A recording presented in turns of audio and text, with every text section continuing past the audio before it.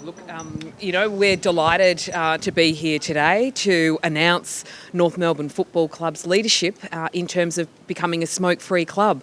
We know in Victoria, 4,000 Victorians die every single year because of tobacco-related cancers. We've got 13% of Victorians that still smoke. We really need to get to those people to encourage them to quit. And I am so grateful to North Melbourne Football Club for their leadership and commitment in terms of trying to make Victorians healthier. It might be a bit of a silly question, but does anyone still playing AFL football smoke? I mean, we know in the old days, Blighty and Dermott and these sort of blokes did. Does anyone still do that? No, not currently. The last player that smoked here that I played with was Glenn Archer. So he'd always have a packet of peppermints in his car just to chew on a few before he walked in the doors. But Arch was the last one who smoked, and we're really happy as well and to be involved with Quit and the Cancer Council Victoria and Vic Health to promote healthy sporting clubs. It's fairly easy for us to go smoke free because we're at the elite level in the competition and in the sporting landscape. So to encourage local clubs of all different sports to go smoke free is a really positive thing, and hopefully something that as AFL players we can influence. Did you get the all clear from Arch to actually announce that publicly? Or?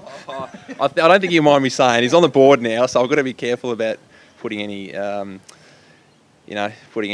stuff on Arch. But I think he openly smoked, and he was happy to, and I think he probably still does. I don't know. I'm not sure. I might have to ask him. But now, actually, it made me think. Well, with Quit Victoria involved, I mean, you might have to stop if he's on the board here. Might be part of the conditions of his role. Could be a conflict. Yeah, might be. Exactly. Speaking of lungs, I know it's not through smoking, but Jack Siebel's lung has not been too good. I mean, how's he looking for this week, first of all? Our main training session's Thursday, so we'll see then. At this point, I'd say he's better than 50-50 to play. How far above 50-50, I'm not too sure, but it'll be hard to stop Jack from playing, and the fact that we've gone from a Saturday night game to a Sunday game this week gives us an extra day. And I know in the initial 2 days post the game, post the incident, he's recovered really well. So if it keeps tracking that way, he's certainly a good chance to play. I know you all love the way he plays, but does it need to get to a point where he does adjust a little bit? I mean, it looks like the couple of injuries he's had this year has been maybe the technique's not quite right. Yeah, I love his attack on the ball, Zeebs, and you don't want to tell a guy to stop playing footy like that, but I don't want to see Zeebs get knocks in the head, knocks in his lungs. I want Zeebs to be able to play every single week and play for 4 quarters. So hard to pull a guy back, but I'd like to see him play more football and be injured less. So it's probably an element of him having to draw back a little bit. When you watch that one, to everyone else, it looked clearly he wasn't quite going to make it, but maybe he didn't. Did you watch and think, you're not going to get there, what are you doing? Well, he nearly got there, and if he had spoiled it and someone run into an open goal, then we pat him on the back saying, what a legend. But because he's damaged his lung and he's coughing up blood, then we probably judge it too far the other way. So, that's the way we try and play footy, is to turn the footy over in our half, and he was playing to instruction. And how's Daniel Wells tracking? Yeah, Daniel will train Thursday and need to train well to convince Brad and the medical staff that he's going to play. He only just missed last week, so to put percentages on him again, I'd say he's certainly better than 50-50 to play. Just with Jack, as fellow leaders, do you talk to him about it? I mean, obviously he doesn't probably want to change his game, but you need to have a word to it. I haven't spoken to him about it.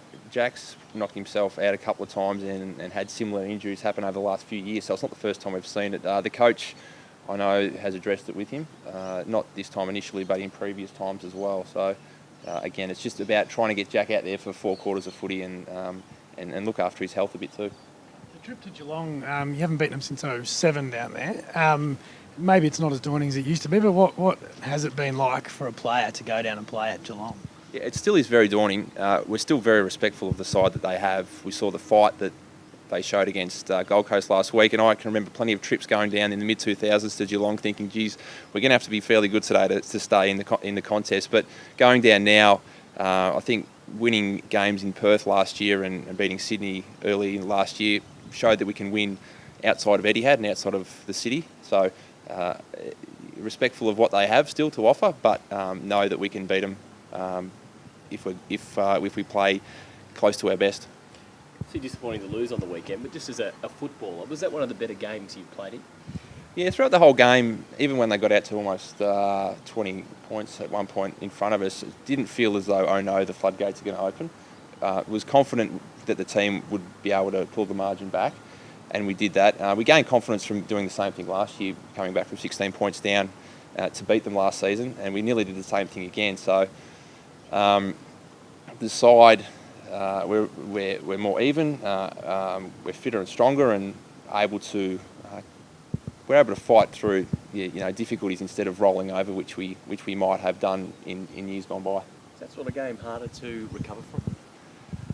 No, it's not. It's different.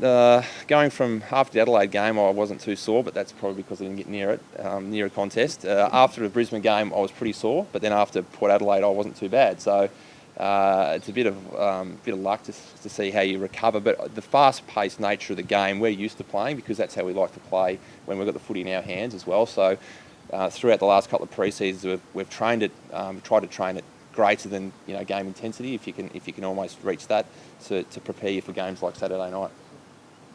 Beautiful. Thanks, Drew.